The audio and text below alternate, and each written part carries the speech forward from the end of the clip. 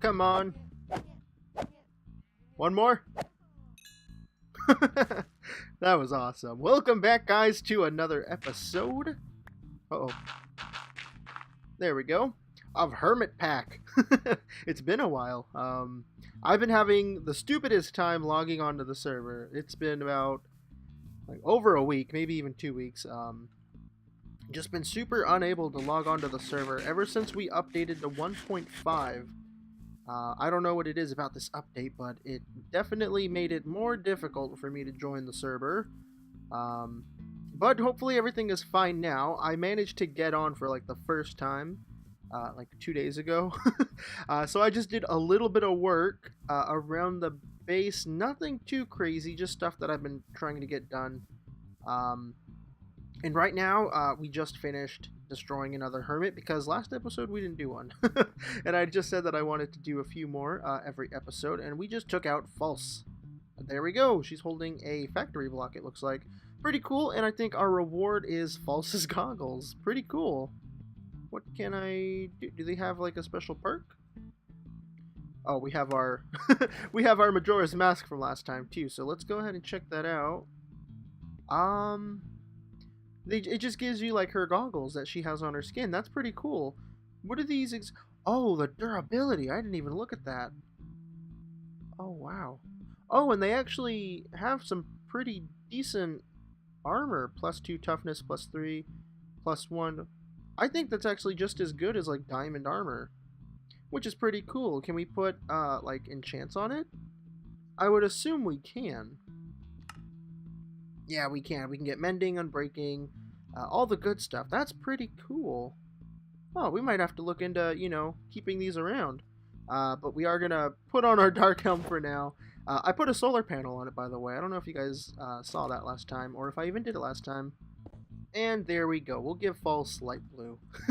There we go. Awesome. And now it's floating with our other trinkets. So I did end up using the only crafting special builder's chest, I think is what it was. That's False's Hermit Quest item. I did use my only one, but I did hear from one of the hermits that you can put some of the hermit bosses inside of mob spawners and just farm them up that way, which would be pretty cool and handy to get some of the other hermits that we don't have. I think we'll probably play around with that after I go through all the ones that I already have and stuff. Things like that. But anyways, yeah, what we're going to do today is we're going to get back into some immersive engineering. I know we kind of just dipped our toes into Botania last time and things like that, but we'll get back into Botania later on. I'm kind of just going to play around with that on my free time. And speaking of that, I'm probably going to be doing a lot more on my free time, hopefully. Maybe slow down the episodes on here. I know we haven't had an episode of this in a long time, but it's been getting more and more difficult for me to record on here, and I don't know how much longer we're going to have this server. So, sorry if you're really into this, because I know I am, but we'll see what actually happens. I just wanted to give you guys that heads up. But this is what I did last time when I managed to get on. I went ahead and I used some compacting drawers to store a lot of our metals and stuff, because I saw Exumavoid do it with a few items, and I thought it was a pretty good idea. So we have this all set up here. What these do is they'll store every bit of whatever item you have. Let's say for example our iron. If I shift right click, it'll access the little GUI and everything, and it'll show us all the iron and stuff that we have. So let's say I had a stack of iron, just one single stack, and I put it in here. It'll display you have 64 iron ingots. It'll show how many of those 64 ingots can be converted into nuggets, which would be 64 times 9, whatever that is. I'm not going to math right now. And then it'll be you only have 7, I think it's 7 blocks you can make with 64 ingots. That's how many blocks you can get. So it just pretty much converts everything, but keeps it all in the same spot. And you can give these things upgrades too. The only one I had to upgrade was our redstone, because we have so much from that farm we had.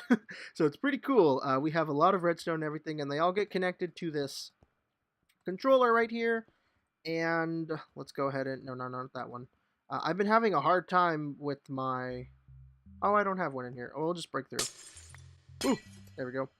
Everything's connected back over here. That goes down, and it goes into our ME system. or a refined storage system. Everything gets connected in there, so we can access all of that from here and from the little terminal upstairs. So pretty cool. I'm happy with that. Yeah, I've been having some trouble with my dart pick. I can't teleport with it anymore, and I don't know why. It says it's charged and everything too, which is pretty odd. Also, why does it have empowered 3? That's pretty strange. Maybe it needs to be empowered again. I don't even know why it's not empowered. Hold shift, right click, teleport, or to activate travel anchor. Yeah, that's what I'm doing. I'm shifting, I'm right clicking, there we go. So here's our Enderman farm, pretty cool. That's just there. Over here though, there was one little thing that I wanted to show you guys. So we have our little smeltery and stuff right here. If we look inside though, we have emerald inside. Very nice. I set up a little, what's all this? Blood, Ardite, emerald, okay. I set up a little villager spawner up there. I went ahead and converted a spawner that I had moved with one of my wands. It's a little villager spawner right here. In fact, I think this fella needs to go inside. Little acceleration wand. It only works when we're nearby because it's just a regular spawner. I haven't gotten too much into the Ender IO spawners anymore. Whoa, getting some frame loss over here. But you can see what happens. The little pads and stuff move everything over. I also got this idea from Exumavoid, but I don't think we're going to keep it for too long. Oh, I don't know what that was. Anyways, this is what I've been working on too. This is from Immersive Engineering. It's the Excavator. Aha! This is what I've been wanting to make. At least to play around with. I want to see how effective it'll be. Let's take a look in the engineer's manual so I can show you guys exactly what this is. It's in heavy machinery, excavator. Hopefully this is all we need. I know we're going to need power, maybe a few chests for input and output. Oh, I just popped my knuckle. But this is what I had to do. I had to make all these things right here. It was really neat because, you know, this thing on the side, it like pops up. I was pointing at my screen with my finger, but you guys can't see it. The thing pops up so you get to look at exactly what you need. So that was very helpful. And also over here, we actually had a lot of steel. I was surprised by how much we had because I've just been like passively filling the stuff in and then taking it out. We could automate this stuff with like conveyor belts and stuff, and I think it'd be a pretty cool setup, but I don't think we have that much room around here to really make it look that great, you know. Also, I don't know what's up with chisel and bits. I tried to make these blocks right here look pretty, but it didn't really work. So let's go ahead and get this started. I have my second engineer's hammer right here. Where do I tap this? Just anywhere? Ah, right click, right click. Uh-oh. Oh, it happened. There we go, there we go. Okay, I hit something right. This is it. Oh, that's pretty cool. So, does this have like a GUI or anything? Nope. It does also look like I need some power right away. Also, all these butterflies keep spawning around here. It's from those forestry trees that I planted that makes the butterflies spawn. And when I had first logged on for the first time after like a couple of weeks, there were so many butterflies around here. I had to like scoop them all up. I could have killed them, but I thought that would have taken a lot longer. So let me go ahead and grab some power. Alright, I just made a vibrant capacitor bank. Let's go ahead and stick this... that sounded funny. Let's just go ahead and stick this somewhere that I think will accept power. It's kind of hard to tell where exactly that is. I want to say it's like right there. I guess I can just stick that there and hopefully we'll figure it out. I also brought the ender generator, so let's go ahead and just pop in 2 stacks maybe. I think that'll be fine. Is this getting power? No, it's not getting power, so that's the wrong spot. I think it might just be in the front right there, or maybe it's one of these. See, I have no idea. What's this? That's an exclamation point. This looks really cool, by the way. I see the buckets. I've seen this being used before in other people's videos, but I didn't pay too much attention because I thought it'd be fun to do it myself for some reason. Right there? Is that where it goes? Nope, no. Oh, hey, it's going. Apparently these are where you plug it in, which kind of makes sense, I suppose. Let's go ahead and grab our ender generator and I guess just pump this thing in with more ender pearls. How much is this losing?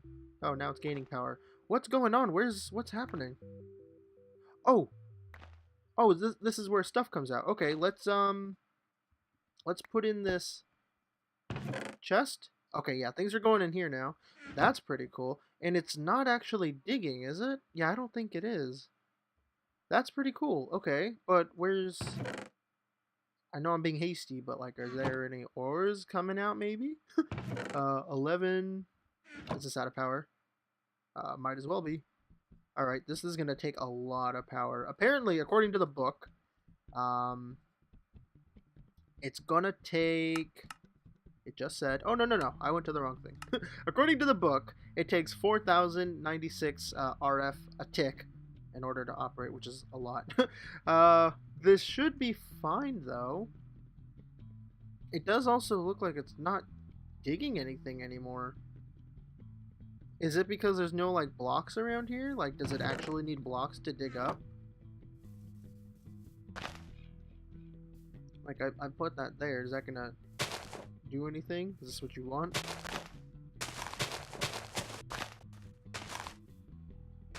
Oh man, does it actually need blocks to dig up?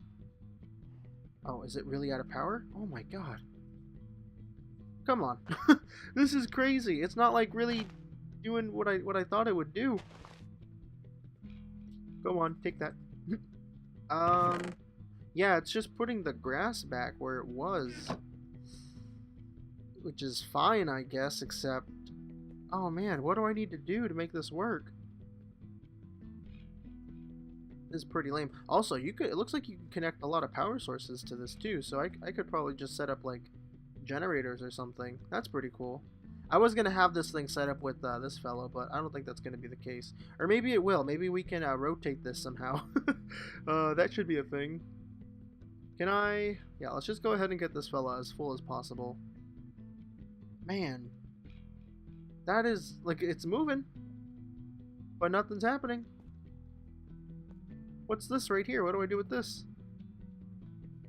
Okay, guys, I just read in the book that there's actually something that we should probably craft first. Called, like, a mineral... Or a core sample drill. There we go. This thing will let us know... how good of an ore deposit there is below us, or in this particular chunk. That's why I have the chunk shown and everything, so it has no power, which is fine. I think we can just do that. Now it has power. Oh, you going? You going? I think it's going. Okay, it's going, so... Oh, there it goes. It's going in the ground. I've never seen this before. Where do we get our little report, though? Oh, hello. No minerals. That makes sense, and that's why it didn't drill and find anything. That's pretty cool. Also, I charged up our little capacitor bank, so what do we gotta do? This is also kind of weird. I don't know what to do with this. Can I place this down? I can't. Well, that's pretty cool. I bet in the future, though, we could probably drill in the same spot and find something worthwhile. Let's try this place. This looks like a good spot. Can I... Drill, please. Oh, it has no power because I broke it? That's not how you power things. Oh, come on. I'm trying to put it next to it. There we go. Alright. One of your finest readings, please.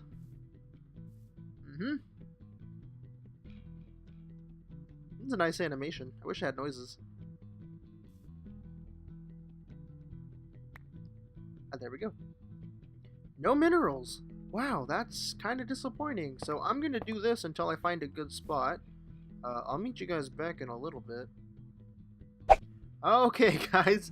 So I've been flying around for a while, and I've been taking lots and lots of samples. Now, the first actual sample I found... By the way, this is like 15 in.